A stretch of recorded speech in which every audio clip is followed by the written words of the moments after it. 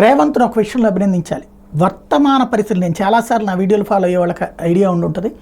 Police స్టేషన్లు ఎన్ని ఉన్నాయో అంతకంటే డబుల్ త్రిబుల్ ఇప్పుడు సైబర్ క్రైమ్స్కి పెట్టాలి. సైబర్ స్టాఫ్ ఎక్కువ కావాలి, సైబర్ పోలీసులు ఎక్కువ కావాలి. ఎందుకంటే ఇప్పుడు అంతా సైబర్ క్రైమ్సే జరుగుతున్నాయి. జేబు దొంగతనాలు లేకపోతే ఏది ఇంటి దొంగతనాల కంటే కూడా మన అకౌంట్లో ఉన్న ఆస్తులు దోచేసేటటువంటి చర్యలు ఎక్కువ జరుగుతూ ఉన్నాయి. చీటింగ్ ఎక్కువ జరుగుతూ ఉంది. ఇదంతా సైబరే జరుగుతుంది.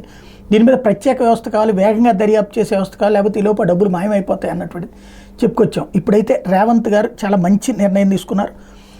సైబర్ క్రైమ్స్ వాళ్ళకి వెహికల్స్ ఏర్పాటు చేయడంతో పాటుగా దీని మీద కీలకమైనటువంటి స్పీచ్ ఇచ్చారు. ప్రపంచం ఎదుర్కొంటున్న బిగ్గెస్ట్ క్రైమ్ సైబర్ క్రైమ్ 1930 ఒక్క కాల్ సెంటర్ని పెట్టి బాధితులకు అండగా ఉంటాం. 31 కోట్ల రూపాయలు సైబర్ క్రైమ్లో రికవరీ చేశారు. రేపులు మర్డర్ల కంటే కూడా పెద్ద క్రైమ్గా సైబర్ క్రైమ్స్ డ్రగ్స్ మారినాయి. గత 10 ఏళ్ల నిర్లక్ష్యం వల్ల గల్లీ గల్లీకి గంజాయి పాకింది. కాలేజీల్లో విచ్చలవిడిగా గంజాయి దొరుకుతుంది. ఇటు నియంత్రించేందుకు అధికారులకు అన్ని అధికారాలు ఇచ్చాం. మధ్యతరగతి పిల్లలు కూడా గంజాయికి అలవాటు పడిపోతున్నారు. చిన్నపిల్లల మీద నేరాలు వెనక గంజాయి బారిన పడే వాళ్ళ అదే అసలు కారణం అవుతున్నారు. సమర్థవంతంగా పనిచేసిన వాళ్ళకి ప్రమోషన్లు ఇస్తాం. సైబర్ క్రైమ్ డ్రగ్స్ కేసుల్లో నైపుణ్యం ప్రదర్శించిన వాళ్ళకి నగదు బహుమానంతో పాటు ప్రమోషన్ కూడా ఇచ్చేలా మార్గదర్శకాలు రూపొందిస్తామని చెప్పేసి ప్రకటించారు.